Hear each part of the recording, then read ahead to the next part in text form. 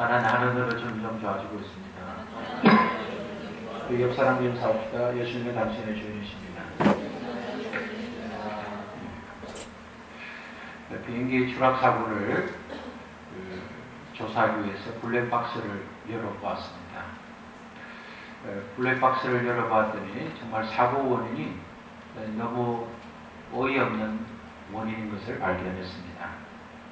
짙은 안개 속에 비행하던 중에 비행기 안 내비게이션에서 고도를 높이라, 고도를 높이세요 하는 경고 음성이 들렸지만 기장은 무슨 소리 하는 거야 하면서 안전경보를 무시했습니다. 자신이 오랫동안 비행한 경력이 있기 때문에 내비게이션의 음성을 신뢰하지 않았습니다. 그럼에도 계속해서 고도를 높이세요, 고도를 높이세요 하는 방송이 나오자 왜 이리 시끄러워하면서 내비게이션을 꺼버리고 말았습니다. 기장은 내비게이션 음성에 귀 기울이지 않았습니다. 그리고 얼마 있지 않아 비행기는 꽝 하고 마주친 산을 부딪히고 탑승한 승객들이 모두 죽고 말았습니다. 최초의 내비게이션은 비행기에서만 사용되었습니다. 안전 비행을 위해서 만들어진 내비게이션이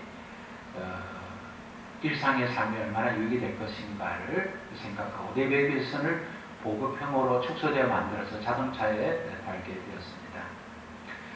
자동차의 내비게이션을 처음 부착했을 때 내비게이션과 위성과 또 쓰는 사람들이 조건을 잘 갖추지 못했기 때문에 처음 내비게이션을 사용할 때 어려움이 많았습니다. 그래서 사람들은 차를 운전하면서 집에 있는 여자나 차에 있는 여자의 말을 너무 잘 들으면 문제가 생긴다, 그런 말들을 했습니다. 근데 요즘에는 그렇게 말하지 않습니다. 집에서나 차에서나 여자의 말만 잘 들으면 안전하게 갈 수 있다, 그런 말들을 쓰고 있습니다. 그러나 조건 하나가 있다면 집에 있는 여자도 차에 있는 여자도 업그레이드를 해줘야 된다는 것입니다. 오늘 과정 속에서 이 사회에서 가장 무서운 단어 하나는 사이코패스입니다. 사이코패스는 양심이 고장난 인격 장애자를 말합니다. 다시 말해서 양심이 고장나면 자기가 어떤 짓을 해도 문제가 되지 않고 죄책감을 가지지 않고 그렇게 사는 사람들을 인격 장애자, 사이코패스라고 그렇게 말합니다. 인격 장애자는 자신의 잘못된 행동에 대해서 죄책감을 갖지 않습니다. 또 그것이 잘못되었다고 인정하지 않습니다. 인격 장애에 대한 원인은 사회학적으로, 심리학적으로, 교육학적으로 여러 가지 분석이 다를 수 있지만 그러나 가장 확실한 것은 어떤 사람이 살면서 성장하면서 인격 발달에 부정적인 영향을 받고 상급과 관련이 있게 됩니다. 인격 장애자는 겉으로 볼 때는 전혀 문제가 없습니다. 동네 평범한 남성이고 여성이고 아저씨이고 또 아줌마이 또 청년이 그냥 볼 때는 신의가 있고 또 그냥 볼 때는 성실해 보이는 사람이지만 그가 어떤 우울한 자리에 빠졌는지 슬픔의 자리에 빠졌는지 어떤 문제가 생기면 자기는 상식 밖의 행동을 하게 됩니다. 그래서 사이코패스 범죄자를 알고 보면 동네 그냥 평범한 사람이었는데 어떻게 그런 일이 있을까 하고 사람들은 의아하게 됩니다. 우리가 살면서 우리가 상식적으로 이탈되는 일들을 우리가 볼 때가 많습니다. 어떻게 거기에 주차를 할 수 있을까? 거기에 차를 대면 그 길을 지나가는 사람이 다 피해를 보내는데도 불구하고 아무렇지도 않게 주차를 하고 있고 그 사람이 차를 좀 이동해 달라고 전화를 하면 전혀 미안한 마음을 가지지 않고 전화를 받고 오는 것도 그렇게 성급하게 오지 않고 차분하게 오는 것을 보면서 오늘 왜 저럴까? 여러분 그런 경험이 있을 것입니다.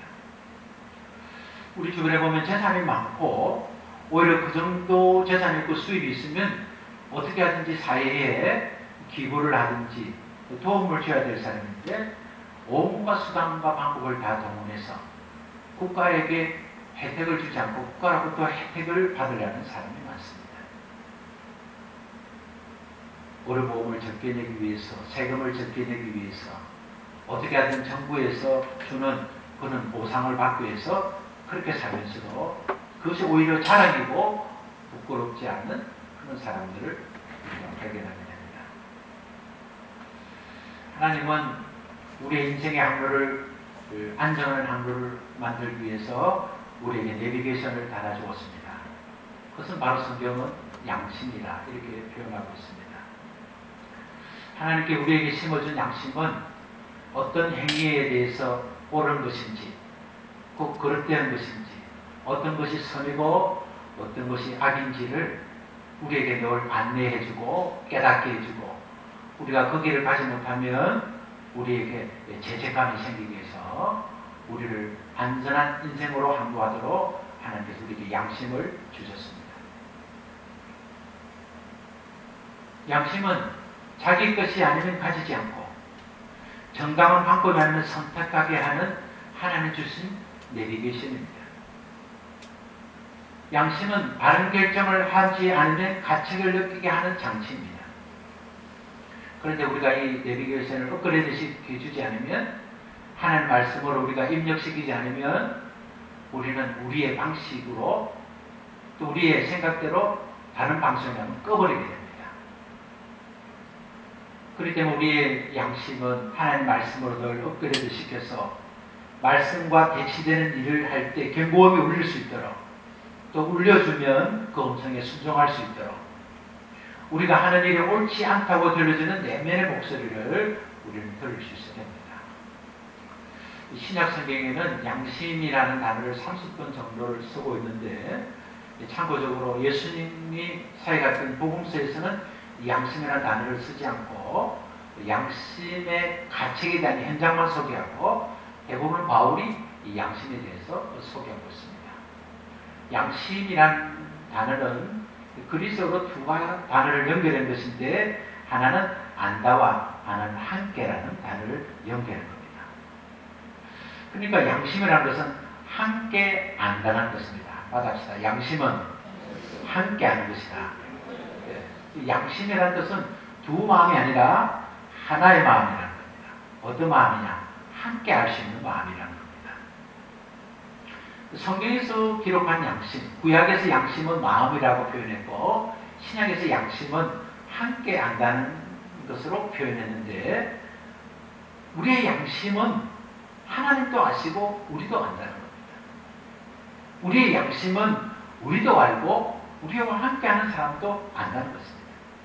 결국 우리가 양심대로 살면 나만 아는 것이 아니라 나와 함께하는 사람도 알고 하나님도 알게 되는 것이 바로 양심이라는 것입니다. 근데 양심은 그 양심에 입력된 자료에 대해서 달라집니다. 저는 과거에는 영양탕을 먹다가, 영양탕은 키가 스키 넘치게 돼서 먹지 않는 것이 옳다는 조언을 받고, 그 이유는 여름이 왔음에도 불구하고 여러 번 유혹이 있어도 몸에 유익하지 않는 거 먹지 않는다 해서 먹지 않는데, 근데 기독교인들은 영양탕을 많이 먹지 않습니다. 그러나 불교를 믿는 사람은 영양탕을 대부분 잘 안 먹죠. 왜냐하면 그들의 신앙의 양심으로서는, 그들의 교육받기는 개고기를 먹으면 안 좋다, 이러한 양심의 소리 때문에 먹지 않는 것이지요. 우리가 그리스도인이 되어서 그리스도의 사람으로 살려면 우리 안에 정착된 이 내비게이션에 하나님 말씀으로 입력이 되어야 됩니다. 하나님 말씀으로 입력된 신앙의 양심은 하나님의 목소리로 듣게 됩니다. 어떻게 하면 하나님 목소리를 들을 수 있을까? 하나님, 제가 어떻게 기도하면 하나님께서 제게 말씀하신 걸 들을 수 있습니까? 그것은 하나님 말씀으로 우리 양심에 하나님 말씀을 채워놓으면 하나님께서 우리 양심의 소리를 통해서 하나님의 음성을 우리가 들을 수 있습니다. 신앙 양심은 이것은 행하고 저것은 피해라는 그런 안내방송, 경고 음성을 들려줄 수 있습니다. 그래서 우리의 양심은 하나님을 만나는 지성소와 같은 것입니다. 우리가 하나님의 말씀으로 우리가 늘 경고를 받고 지적을 당하고 안내를 받고 우리가 선택할 수 있도록 길을 안내하는 그런 내비게이션 같은 양심은 하나님 주신 우리에게 크신 축복입니다. 우리가 하나님의 축복을 생각하면 우리는 예수 믿어서 천국 가는 인생이 되었고 또 예수 믿어서 자유하는 인생이 되었다. 우리는 그렇게 말합니다. 예수 믿으면 예수님 안에서 우리는 모든 것이 자유하게 되었습니다. 언제 이사를 가면 좋습니까? 이사 가기 좋은 날 가면 좋습니다. 우리가 언제 그 일을 할 수 있습니까? 우리가 하기에 좋은 날을 선택하면 됩니다. 주의를 범하지 않고 하나님 뜻이 이탈되지 않는 범위에 대해서는 어떤 것이라도 할 수 있습니다. 뭐 손이 있는 날인지 손이 없는 날인지 전혀 상관하지 않습니다. 그것이 어떤 조건이든 전혀 상관하지 않습니다. 우리는 그리스도 안에서 자유를 얻었습니다. 그러나 이 자유는 절대적 자유가 아닙니다. 이 자유는 내가 괜찮은 자유가 아니라 이 자유는 상대적 자유입니다. 다시 말하면 하나님이 괜찮으신 범위 내에서 괜찮은 겁니다. 또 다른 사람들이 괜찮은 범위 내에서 괜찮은 것입니다. 처음 자유가 없던 나라에 자유가 주자 많은 혼동이 있었다는 이야기를 우리가 듣고 있습니다. 나라가 자유되니까 해방되었으니까 내 마음대로 하면 된다고 너무 과도해서 행동도 자유다 해서 사람을 때리고 재산을 탈취하고 그런 우스갯스러운 일들이 있었다는 것을 우리가 들은 적이 있습니다. 하나님이 우리에게 주신 자유는 하나님이 주신 말씀 안에서 받는 자유입니다. 그러므로 하나님이 주신 자유는 늘 하나님과 우리 자신을 생각하면서 내가 이래도 괜찮을까? 또 사람과 사람의 관계에서 내가 저 사람에게 이래도 괜찮을까? 라고 생각하는 자유이어야 합니다. 그래서 우리의 신앙의 양심은 이런 하나님의 경고 음성을 잘 들을 수 있도록 하나님의 말씀으로 입력해야 되고 또 우리의 관계는 하나님과 사람 앞에서 정말 이렇게 살아도 될 것인가를 질문하는 양심이 되어야 되겠습니다. 오늘 본문 안으로 한번 들어가겠습니다. 오늘 본문의 내용을 보면 대제사장과 바리새인들은 초막절 기간 동안에 이 적당한 구실만 있으면 예수님을 한번 잡아보려고 예수님을 한번 체포해보려고 예수님을 한번 난간에 빠뜨리려고 생각하고 있었습니다. 어떻게 하면 예수님을 곤욕스럽게 할 수 있을까? 어떻게 하면 예수님이 꼼짝없이 우리의 원하는 대로 잡힐 수 있을까? 라고 기회를 찾다가 그들에게 좋은 기회가 왔습니다. 그것은 가늠한 여자를 잡았는데 현장중 가늠한 여자를 찾았기 때문에 이 사건을 잘 이용하면 이 사건을 구실로 맞으면 예수님을 공경에 빠뜨릴 수 있다고 생각하게 되었습니다. 그래서 서기관들과 바리새인들은 가늠 중에 잡힌 여자를 법정에 세우지 않고 예수님을 끌고 와서 예수님 앞에 세웠습니다. 오늘 성경을 보니까 그들이 예수님 앞에 그 여자를 데리고 온 시간은 아침이었다. 그렇게 소개하고 있죠. 그리고 그것은 예루살렘 성전이었고 그 자리는 예수님이 말씀을 전하기 위해서 계신 자리였다고 소개하고 있습니다. 아침에 많은 사람들이 성전에서 예수님의 말씀을 들으려고 그것에 모였는데 오늘 서기관과 바리새인들은 하나님의 말씀을 연구하고 가르치고 전하는 사람이기 때문에 예수님이 어떤 분이신가를 잘 알았었다면 예수님의 말씀을 잘 전거하도록 예수님의 말씀을 잘 듣는 사람이 잘 들을 수 있도록 그렇게 해야 됨에도 불구하고 오히려 예수님의 말씀을 듣기 위해서 모인 그곳에 오늘 가늠하는 여인을 데리고 와서 예수님의 사역을 가로막고 시작했습니다. 오늘 그들은 예수님께 데려와서 이렇게 했습니다. 오늘 3절에 보니까 서기관들과 바리새인이 음행한 중에 잡힌 예수를 끌고 와서 가운데 세우고 4절에 이렇게 말하고 있습니다. 선생님, 이 여자가 가늠하다가 현장에서 잡혔습니다. 모세 율법은 이 여자를 돌로 치라고 명했는데 어떻게 하면 되겠습니까? 그렇게 질문했습니다. 모세 율법에 따라서 그들이 지금까지 그렇게 살아왔습니다. 현장범으로 가늠자를 잡으면 그 여자를, 그 남자를, 그 사람을 잡아서 재판하여 사형언도가 내려지면 로마 권력 사형 제도에 의해서 집행했습니다. 그렇기 때문에 가늠한 여자를 잡았으면 법정에 세워서 판결을 받아서 사형 판결에 놓으면 로마 사형 집행방법에 따라서 그렇게 사형을 하면 되는 것입니다.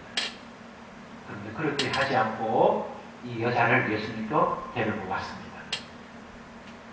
그들이 이 여자를 예수님께 데려온 것은 이 여자를 이용해서 고발하기 위한 겁니다. 누구를? 예수님을 고발하기 위한 겁니다. 바리새인과 서기관들은 하나님의 말씀을 전하시는 예수님을 어렵게 만들어 함정에 빠뜨리기 위해서 이 여자를 데리고 온 것입니다. 그들이 이렇게 예수님을 이 여자를 데리고 와서 예수님께 질문하면 예수님은 반드시 손해볼 거래라고 생각했습니다. 자기들은 손해볼 건 하나도 없고 예수님은 어떻게 하든지 손해를 볼 것이라고 생각한 이유인데, 만약에 예수님께서 이 여자를 율법에 따라 처형하라 뭐 그렇게 말씀을 하면은, 지금까지 예수님이 세리들과 창녀들을 보면서 그 사람들의 잘못들을 용납해 주었습니다. 그런데 율법에 따라 처형하라면 그렇게 사랑으로 가르친 예수님이 사랑도 없다, 예수님이 그렇게 말과 행동을 하지만 실제는 안 그렇구나 하고 예수님의 은행을 실추시키기 될 것이고, 또 두 번째는 예수님은 다른 사람에 보여주기에 온유하신 분이고 참 거룩한 신분이고 구원자이시고 해방자이신 그런 메시아의 이미지를 갖고 있는데, 율법에 따라서 여자를 죽도록 해라, 율법에 따라 해라, 그렇게 하면 예수님의 이미지와 모습이 되기 때문에 그것도 그들에게 득이 되는 것이고, 또 로마법이 있어서 율법에 따라 해라 하면 안 되고 로마법에 따라 해라 이렇게 해야 되는데, 만약에 그렇게 하면 자유집권이 없는 유대인이 로마 권력에 도전하기 때문에 그것이 문제를 삼아서 예수님은 진짜 사랑도 없으시다, 예수님은 말로만 구원자고 해방자지 실제는 그렇지 않다, 예수님은 나라가 지금 로마 지배를 받고 있는데 로마의 집권에 반대하고 대항한다, 그렇게 하기 때문에 예수님께서 율법에 따라 처형하라고 하면 이런 손해를 입을 수 있다, 그렇게 생각했을 것입니다. 또 만약에 그 여자가 죄가 없다고 말한다든지 또 그 사람 입장에서 여자 입장에서 변호를 해주면, 모세가 하나님부터 받은 율법인데 율법을 전면적으로 도전한다, 아니 하나님 주신 법을 왜 예수님이 그 법을 지키지 않다고 그렇게 할 수 있느냐, 실생한 율법을 파괴시키는 그런 분이라고 해서 문제를 제기할 수 있습니다. 또 가늠한 여자는 범법자인데 그 여자를 죄가 없는 것처럼 그렇게 어떻게 지은 죄를 자기가 용서하고 그럴 수 있느냐 하고 누명을 세우게 된다고 합니다. 그러니까 이 여자를 예수님께 데려온 서기관과 바리새인은 이래도 이익이고 저래도 이익입니다. 율법대로 하라면 예수님의 이미지를 손상시킬 수 있고, 또 용서해 주라면 또 용서해 주는 하나님의 법에 이탈됐다고 또 문제를 제기할 수 있습니다. 예수님은 서기관들과 바리새인들의 시험에 먼저 행동하신 것은 오늘 이런 행동을 하셨습니다. 6절을 한번 읽어보겠습니다. 그들이 이렇게 말하면 고발한 조건을 얻고자 하여 예수를 시험합니다. 예수께서 몸을 굽히사 손가락으로 땅에 서시니. 예수님 이 여자 어떻게 할까요? 가늠하다고 잡은 여자인데요. 그러니까 예수님이 그들의 마음을 아시고 예수님은 먼저 자신의 몸을 굽혀서 땅에 글씨를 썼습니다. 예수님께서 땅에 무슨 글씨를 썼느냐? 상상은 해볼 수 있지만 성경은 기록하지 않았기 때문에 무슨 글을 쓰는지는 우리는 알 수 없습니다. 우리가 분명하게 알 수 있는 것은 예수님은 그 사건 앞에 먼저 침묵하셨다는 것입니다. 예수님께서 왜 말씀을 하지 않고, 왜 아무 말씀을 하지 않고 엎드려 땅에 글을 쓰시면서 침묵하셨을까?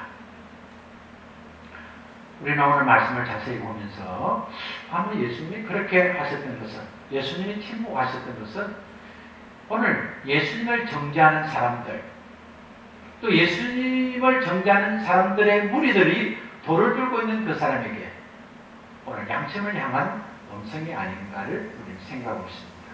왜냐하면 우리 주님의 침묵과 우리 주님의 말씀이 그들의 양심의 가책을 주었다고 오늘 성경 요한복음 8장 9절에 말씀하고 있기 때문이겠습니다. 악의 업무에 차서 어디가든지 이 불쌍한 여자, 죄를 지은 여자, 문제를 일으킨 여자를 문제로 삼아서 그 사람을 돌로 치야 되지 않느냐고 그렇게 하는 그 현장에 여자를 정죄하고 살해하려는 그 악에 찬 업무에 대해서 양심의 소리를 들을 수 있도록 침묵으로 양심에게 주님이 말씀하신 것으로 우리가 이해할 수 있습니다. 왜냐하면 죄 없는 자는 돌로 치라 그렇게 말씀하신 이후에도 주님께서 몸을 굽혀서 다시 그를 시작했다는 것을 통해서 우리는 알 수가 있는 것입니다. 오늘 주님께서 두 번이나 몸을 굽혀서 어떤 글을 쓰셨을까? 우리는 그것은 알 수 없지만 주님은 두 번이나 몸을 굽혀서 침묵하신 것은 분명하게 양심의 침묵을 통해서 양심이 침묵하고 있는 사람들을 향해서 주님이 양심의 말씀하셨다고 우리는 생각할 수 있습니다. 우리 주님은 짧은 말씀 한마디 너희 중에 죄 없는 자가 먼저 돌로 치라 라는 말씀을 하시기 전에 몸을 굽혀서 땅에 글을 쓰셨고 너희 중에 죄 없는 자가 먼저 돌을 치라는 말씀 후에 또 주님은 몸을 굽혀 땅에 글씨를 대포를 쓰신 것은 주님의 두 번의 침묵의 언어를 통해서 양심의 소리를 듣게 하신 것입니다. 너희 중에 죄 없는 자가 먼저 돌을 치라 이 말씀은 죄 없는 자만이 이 죄인을 정죄할 수 있다는 말씀이었습니다. 어떤 인간도 아무도 타인을 판단할 수 있을 만큼 어려운 사람은 없습니다.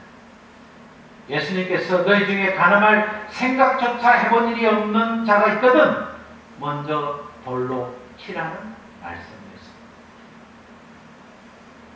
오늘 가늠한 여인에게 돌을 던지고자 하는 자들에게 너희들은 가늠할 생각조차 해본 일이 없었냐? 만약에 없었다면 그 자부터 먼저 돌로 치라는 말씀이셨습니다. 주님의 말씀과 침묵은 정죄할 수 있다고 당대했던 그들의 양심을 향해 날렸던 하나님의 화살이 되었습니다. 예수님의 말씀과 침묵의 언어가 꺼지자 어른들로부터 돌을 버리고 하나둘 사라지게 되었습니다. 왜 어른들부터 먼저 사라졌습니까? 그동안 많은 죄를 지었기 때문에 그렇습니까?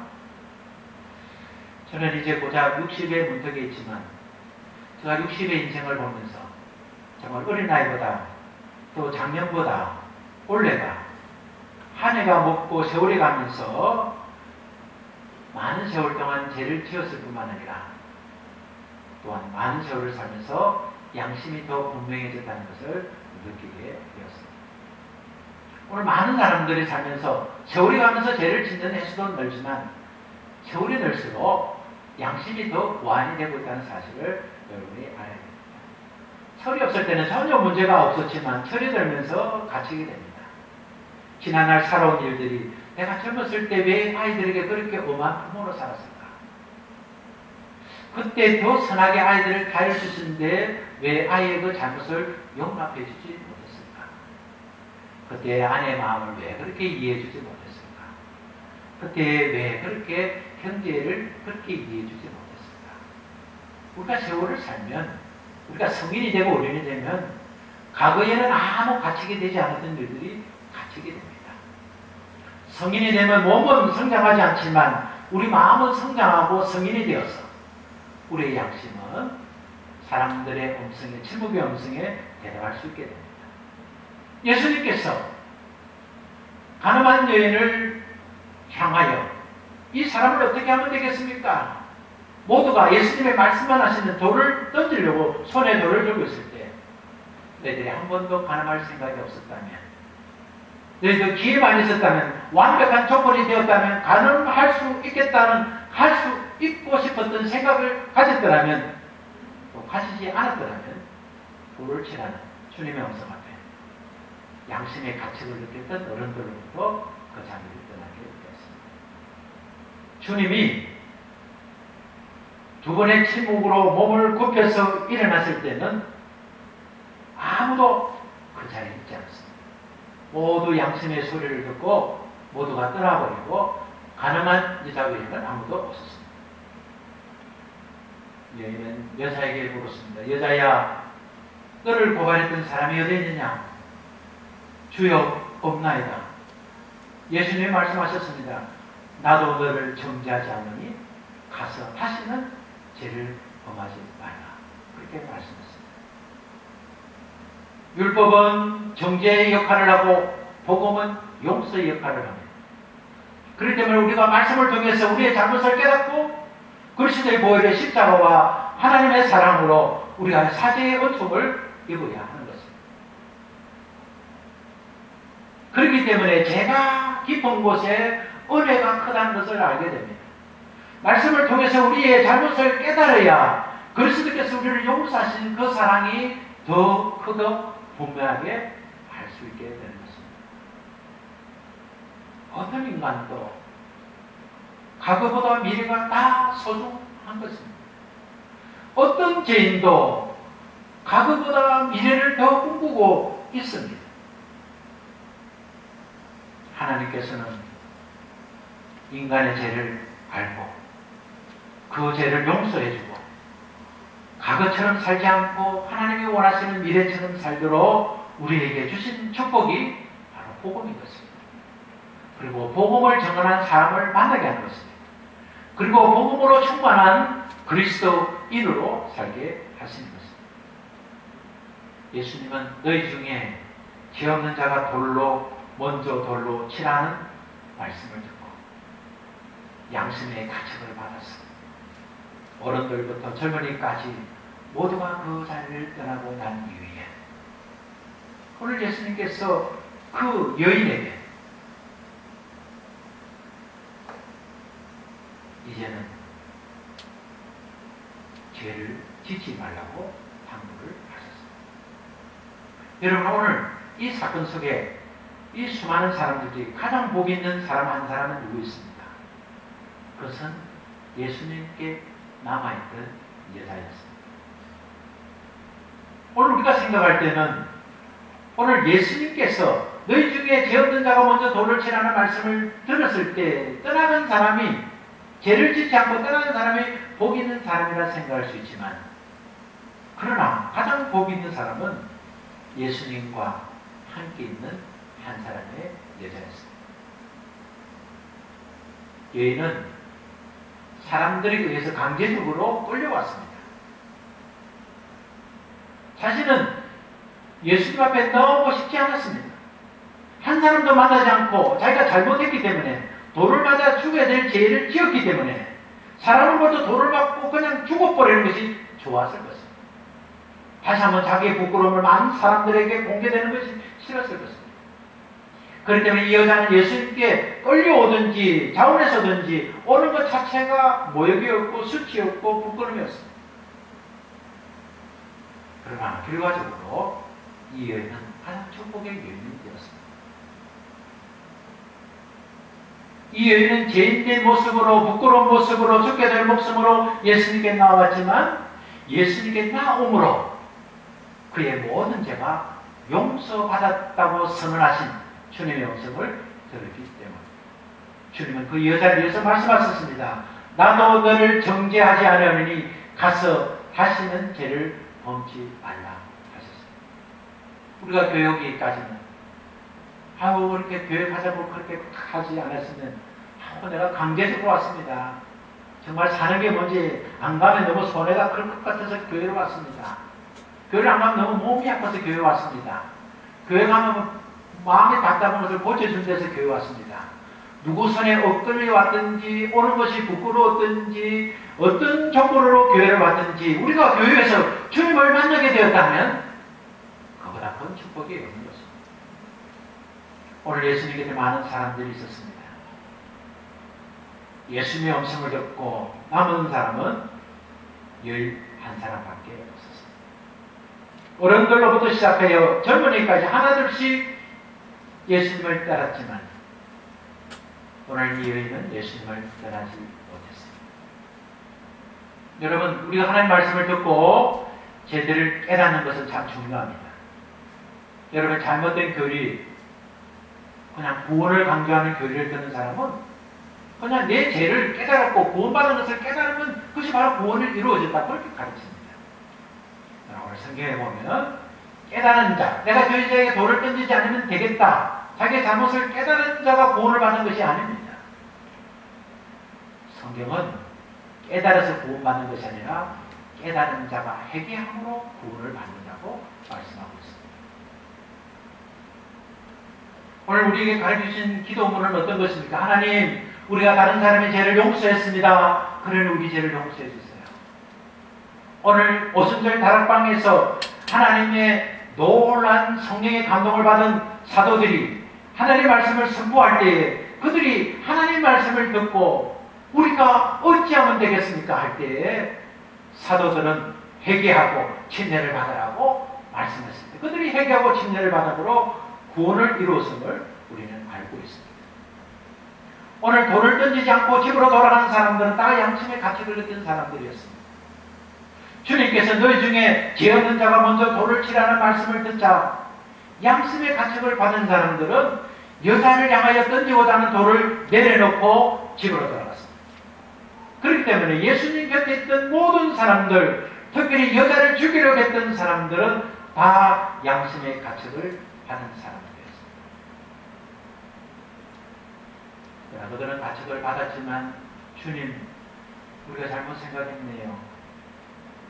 주님, 제가 어리석은 생각을 했습니다. 제가 잘못된 방식으로 주님께 찾아왔습니다 하고 회개하지 않았습니다. 죄는 양심의 찔림을 받고 잘못을 뉘우쳐 돌을 놓는다고 용서하는 것이 아닙니다. 그는 들고 있는 돌을 내려놓고 자신이 살고 있던 집으로 돌아가면서 용서받는 것이 아닙니다. 용서는 예수 그리스도를 통해서만 용서를 받을 수 있습니다. 자기의 양심에 아무런 문제가 없어서 용서받는 것이 아니라 예수 그리스도를 통해서 용서받게 되는 것입니다. 이 여인은 예수님 앞에 끌려오지 않고 군중들에게 의해서 돌을 맞았다면 그는 사회적 법으로 죄에 대한 대가만 받았을 뿐, 율법에 의한 심판만 받았을 뿐, 그는 죄 용서받을 기회가 없이 인생을 마치고 말았을 것입니다.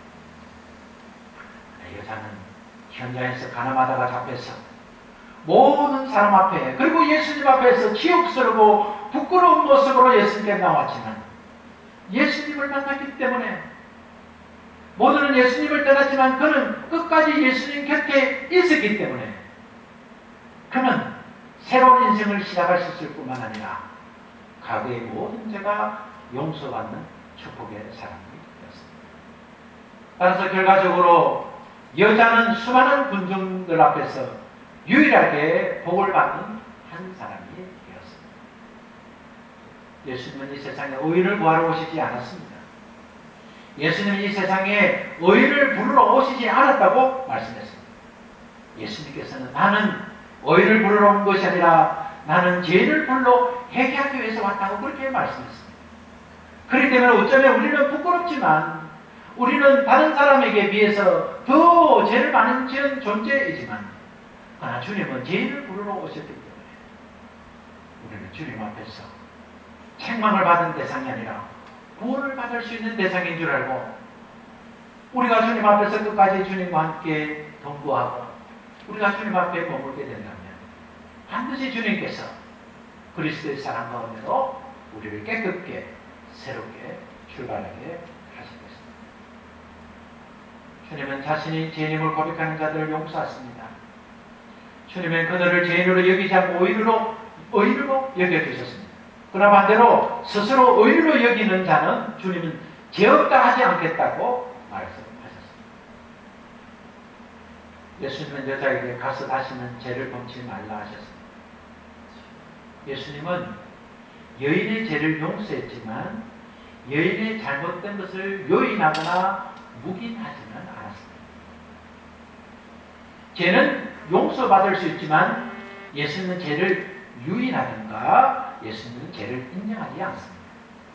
그렇기 때문에 우리는 용서받을 줄 알고 죄를 지어서 안 됩니다. 우리는 죄를 지어도 어쩔 수 없었다고 죄를 지어서는 안 됩니다. 우리는 최선을 다해서 죄를 짓지 않도록, 죄와 타협하지 않도록 우리는 노력해야 하는 것입니다. 예수님께서 용서해 주실 줄 알고 오늘날 죄를 짓는 사람이 얼마나 많습니까? 여세 동안 죄를 지었다가 주일날 죄 용서받기 위해서 교회 오는 사람이 얼마나 많습니까? 예수님은 죄를 묵인하지도, 죄를 인정하지도 않습니다. 사랑하는 가족 여러분, 우리는 예수님을 주인으로 모셔서 이제 우리의 과거에 가지고 있는 신앙에서 그리스도의 신앙의 양심으로 탈바꿈된 사람이 되었습니다. 오늘 우리의 신앙인의 양심 속에서 예수님의 음성을 듣고 그 음성에 순종할 수 있는 축복을 받게 되었습니다. 오늘 하나님 말씀은 우리의 양심을 채우고 입력하고 우리가 하나님과의 음성을 들을 수 있는 자리에 있다면 오늘 우리는 주님의 음성을 듣고 주님 그렇지 않습니다. 왜 이렇게 그런지 모르겠습니다 하고 우리는 내비게이션을 끄지 말아야 됩니다. 우리가 그 음성을 끄는 순간 우리는 우리 앞에 있는 어려움의 삶과 부딪히게 될 것입니다. 그리스도인의 신앙의 양심은 개인의 판단을 중요시하는 것이 아니라 하나님의 판단이 더 위에 있음을 알고 순종하는 양심입니다. 그러기 위해서는 우리가 어떻게 해야 됩니까? 우리가 말씀 앞에 늘 민감해야 됩니다. 주의를 지켜야 됩니다. 주님이 다시 오시는 날을 기억해야 됩니다. 하나님의 다른 신을 섬기지 말아야 됩니다. 항상 기도하고 범사에 감사해야 됩니다. 신앙생활을 바르게 해야 됩니다. 들고 있는 돌을 던지기 전에 내가 맞을 돌을 없는가를 생각해야 됩니다. 아담과 하와는 선악과를 먹었습니다. 그래서 아담과 하와의 마음속에 선과 악이 무엇인가를 늘 생각하는 존재가 되었습니다. 하나님 말씀대로만 따르면 선과 악을 구별할 필요도 없이 그것이 모두가 선이었지만 선악과를 먹는 순간 자신이 선이 무엇인지 악이 무엇인지를 판단해야 될 그런 혼란스러운 인생이 되었습니다. 아담이 우선은 우리 속에도 선과 악이 있습니다. 우리가 선의 소리를 들으면 선한 사람이 됩니다. 악의 소리를 들으면 우리는 악한 사람이 될 수 있습니다. 오늘 하나님 말씀 우리에게 하나님이 아시고 우리도 알 수 있는 양심을 주셨다고 말씀했습니다. 우리는 인생을 살면서 믿음의 사람이 되려면 예수 그리스도의 인생이 되려면 그리스도의 인생이 되려면 우리가 어떻게 살아야 되는지를 알 수 있습니다. 세상 사람들과 다르게 살아라는 말씀은 예수님을 나의 주인으로 모신 사람은 모두가 알 수 있습니다. 예수 믿는 사람은 예수 믿지 않는 사람들과 다르게 생각하고 다르게 판단하고 다르게 행동해야 된다는 말씀은 보행자가 파란불이 켜지면 횡단보도를 건너야 된다는 말처럼 잘 알고 있습니다. 그런데 왜 성도들은 정작 세상에서 빨간불인데도 건너갑니까? 왜 건너지 말아야 될 불이 켜지면서도 왜 뛰어가고 있습니까? 이유는 간단합니다. 그럴 수밖에 없었다는 것입니다. 눈앞에 이익이 있는데 내 현실이 이렇게 어려웠는데 어떻게 파란불이 오기까지 기다릴 수 있느냐는 것입니다. 말씀을 알고 있지만 어려운 상황이 생기면 말씀을 순간적으로 망각하고 내가 주인이 되어서 내가 가지고 있는 믿음마저도 다 날려버리고 있는 것입니다.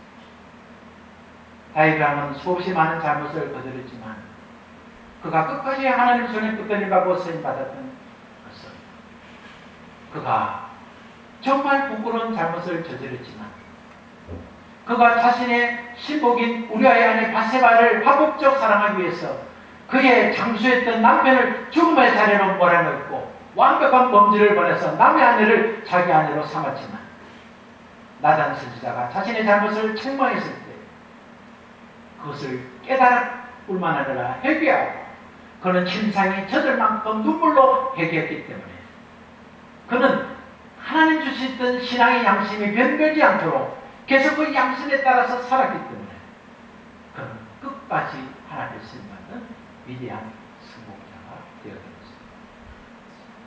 오늘 우리가 새로운 말씀으로 오늘 주신 말씀으로 우리 하나님 주신 양심을 충전하고 엇글에 대해서 우리의 신앙 양심이 기능을 잃지 않도록 해야 됩니다. 그리스도인의 양심이 바로 하나님 주신 안전 차단기와 같았습니다.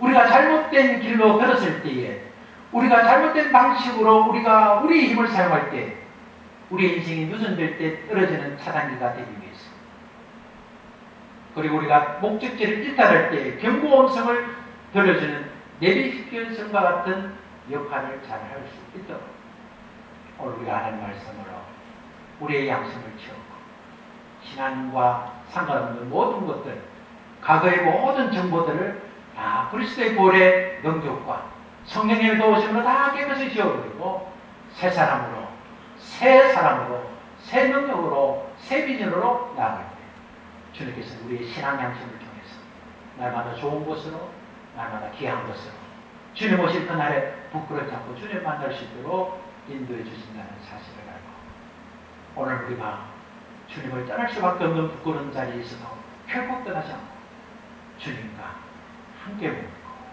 은혜의 자리에 축복의 자리에 용서의 자리에 머물러서 주님이 우리를 사랑하신다는 그 음성을 듣고 주님이 다시는 죄를 짓지 말라는 음성을 듣고 주신 다시 새로운 인생을 살아가는 음성을 듣고 승리하는 우리 모두 되시기를 바랍니다. 우리 함께 일어나서서 우리 하나님의 말씀을 듣고 우리가 한번 다시 말했습니다. 하나님 마지막 남은 한 사람이 제가 되고 싶습니다.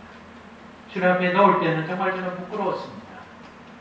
하나님 주님 앞에 넣기가 정말 어려웠습니다. 그러나 주님이 저를 불러주시고 저를 부끄러운 과거를 다 용서하시고 이제는 죄 짓지 말고 이제 새롭게 시작하는 주의 음성을 듣고 새롭게 시작되는 것을 감사합니다. 하나님의 신앙의 양심이 깨끗하도록 하나님의 신앙의 양심이 주의 음성을 들을 수 있는 양심되도록 그 양심에 따라서 말씀하실 때 순종하는 양심되도록 좀 도와달라고 그렇게 살지 못한 우리 죄를 회개하고 주님 앞에 은혜를 구하면서 기도하겠습니다. 하나님 감사합니다. 보내주셔서 감사합니다. 하나님 말씀을 전하고 하나님 말씀을 전구해야 될 서기관과 바리새인들 말씀 가운데 죄를 발견하지 못했기 때문에 시대를 통해서 말씀하시는 주의 영성을 알지 못했고 예수님이 말씀하는 그 자리에서 주님의 사역을 가늠하는 의사를 이용해서 주님의 꼴부에 빠뜨리고 있습니다. 하나님 가늠한 여인은 그들의 손에 쓰임받는 도구였고 그들에게 이용당하는 도구였습니다. 그러나 그것이 오히려 주님의 은혜를 알고 용서를 받고 축복을 받는 사람이 되었습니다. 하나님 아버지 우리의 잘못을 회개합니다. 부끄러움을 회개합니다. 우리의 답을 회개합니다. 주님 우리를 용서하시고 끝까지 남은 가능한 여인입니다. 주님 말씀과 생각으로 살수 있는 은혜의 삶을 회개합니다. 예수님 하나님 가늠한 여인은 사람들이 많이 모인 그곳에 말씀을 전하시는 예수님 앞에 자신이 살아온 삶을 자신이 범죄한 그 현장을 낱낱이 종교하는 그 수치천자리가 정말 죽음보다 힘들었습니다. 나를 죽이려면 그냥 죽이면 되지. 나에게 돌을 던지려면 그냥 돌을 던지면 되지. 왜 사람들이 많은 곳에서 왜 예수님이 계시는 그곳에서 나를 그렇게 더 부끄럽게 만드는가? 그 여자는 너무나 수치스럽고 너무나 절망스러웠을 것입니다. 그래서 그 여인은 그곳에 가기까지 그곳에 있기까지 그곳에 체중이 남기까지 그 여인은 부끄러웠을 것입니다. 그러나 모든 사람이 떠난 그곳에 주님과 그 여자가 남아있는 그곳은 가장 축복의 자리가 되었고 용서받는 자리가 되었고 새로운 인생을 사는 자리가 되었고 죽기까지 주님을 따르는 여인이 되는 자리가 되었습니다. 하나님 우리가 우리의 자신을 볼 때 너무 부끄러운 것 많고 수치스러운 것 많지만 주님을 오늘도 부르셔서 주님 앞으로 우리를 인도해 주시니 감사합니다. 하나님, 주님의 음성을 듣고 우리의 부끄러움을 알게 되니 감사합니다. 주님의 음성을 듣고 우리의 신앙의 양심이 가책을 주시니 감사합니다. 오늘 우리가 깨달았던 것을 주님 앞에 회개합니다. 하나님, 우리가 잘못 살았음을 주님 앞에 고백하고 용서받기를 주님 앞에 기도합니다. 하나님, 우리의 잘못을 용서하여 주옵소서. 하나님, 우리가 들고 있는 돈을 놓기만 하지 않고 주님을 떠나지 않고 주님 곁에 남아서 주님 돌을 들었던 우리 죄를 용서해 주옵소서. 주님, 정작 잘못이 나에게 있지만 다른 사람에게 잘못을 돌렸던 나를 용서해 주옵소서. 주님, 다른 사람이 돌을 들기까지 내가 현장에서 잘못한 그 죄를 용서해 주옵소서. 라고 주님 앞에 남아있는 한 여인이 되게 하시고 한 사람이 되어서 주님 앞에 용서함을 받고 새로운 인생을 시작할 수 있는 축복의 사람이 되게 하여 주옵소서.